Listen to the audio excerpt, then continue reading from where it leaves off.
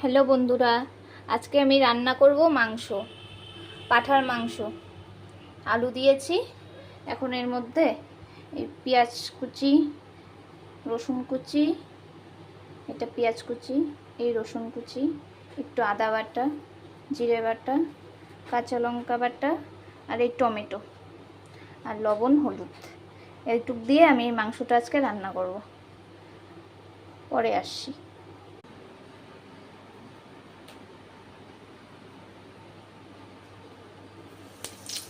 একটু জিরা সম্বার দিয়ে দিলাম, রসুন কুচি দিয়ে দিলাম, এখন দিয়ে দিব ওই মাংসটা।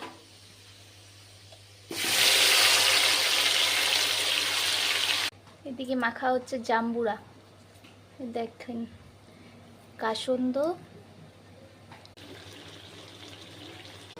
মাংস রেডি হয়ে গেল।